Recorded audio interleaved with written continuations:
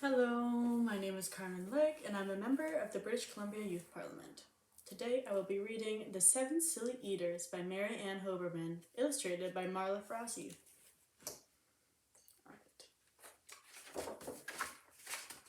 The Seven Silly Eaters.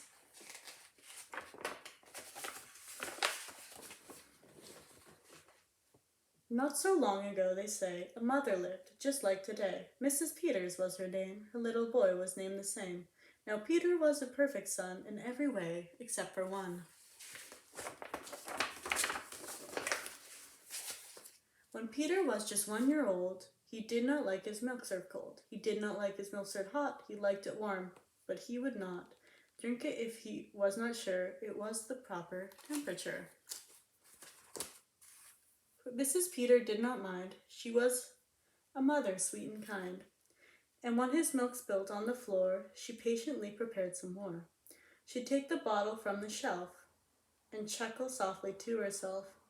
What a silly sort of eater is my darling baby Peter.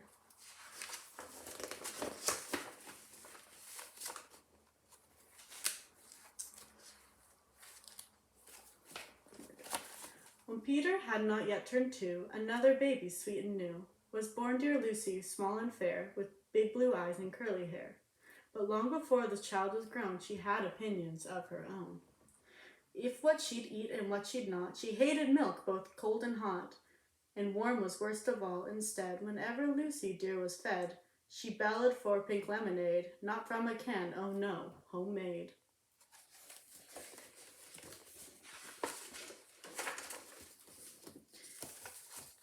But Mrs. Peter did not mind. She squeezed each lemon to its rind, while mopping milk from up the floor and patiently prepared some more.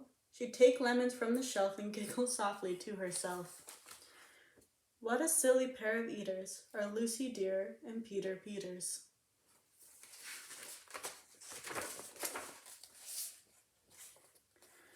Now Lucy grew and Peter grew till he was 3 and she was 2.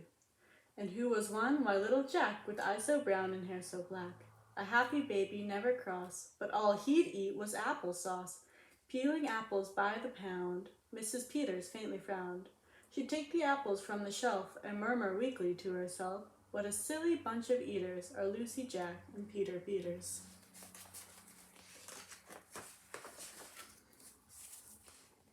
Peter, Lucy, and young Jack had another brother, Mac. Mac was charming, round and plump, but if his oatmeal had a lump, Mac would dump it on the cat, and Mrs. Peters hated that. But since she loved her children 4, she'd strain the oatmeal 2 times more. She'd take it from the pantry shelf and mumbly sadly to herself, what a foolish group of eaters are all my precious little Peters.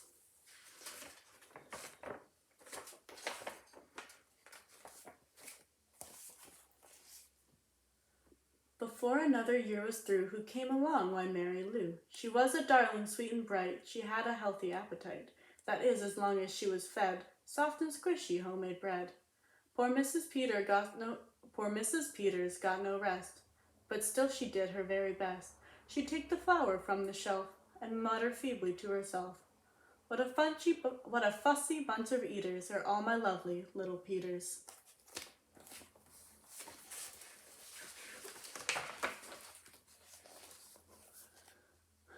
A year rolled by, the children grew.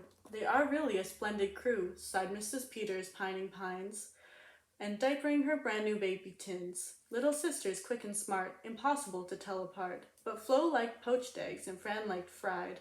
If she mixed them up, they'd cry. Tired to the very bone, Mrs. Peter groaned a groan. She'd take the eggs down from the shelf and whisper weakly to herself, what a persnickety bunch of eaters are all my 7 little Peters.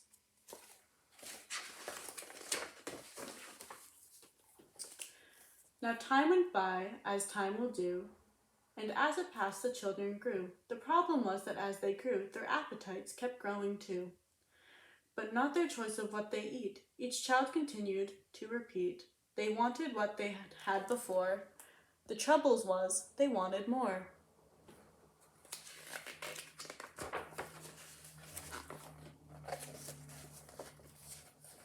Creamy oatmeal, pots of it, homemade bread and lots of it. peeling apples by the peck, Mrs. Peters was a wreck.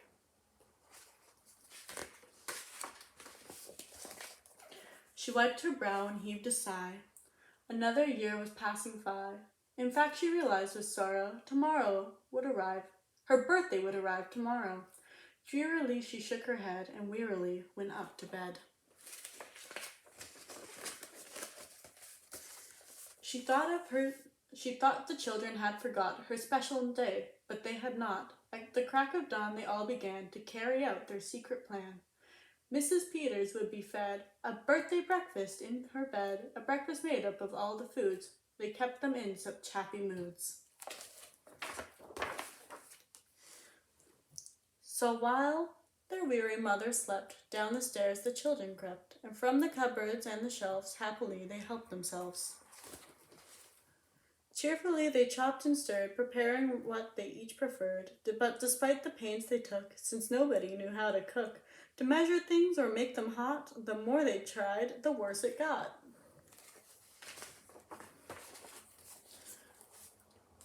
First Mac's oatmeal turned out lumpy, which made poor Mac grim and grumpy.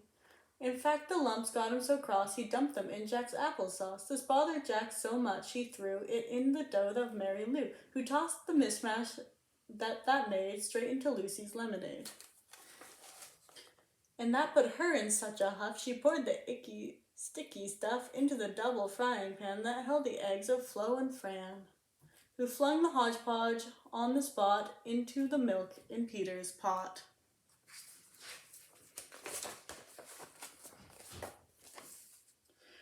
But when they saw what they had done, they wished they had never begun.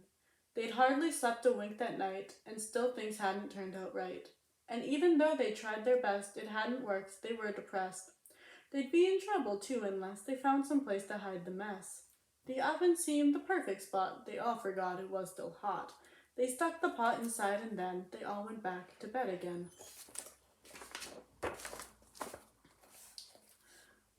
The clock struck 6, but on they slept. Meanwhile their mother softly stepped down to the kitchen and smelled a smell. What could it be? She could not tell. It smelled so good she sniffed some more, and opened up the oven door. She woke the children with her cries. They all came running in surprise.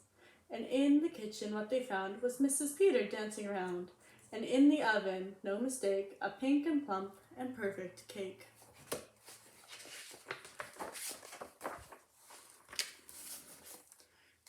And their mother danced around with glee. A birthday cake for me?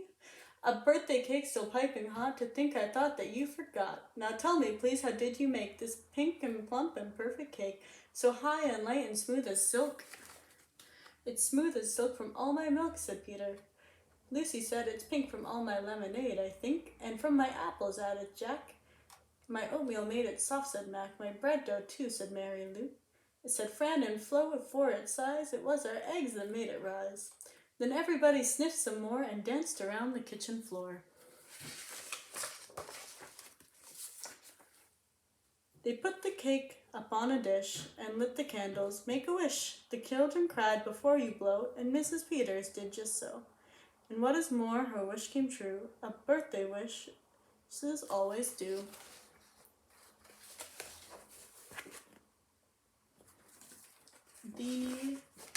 Nope, sorry about that.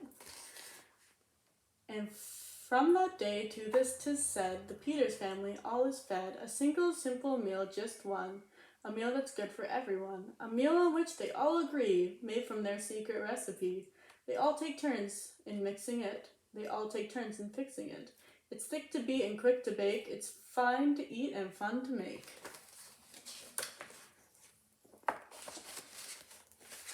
It's Mrs. Peters' birthday cake. The end.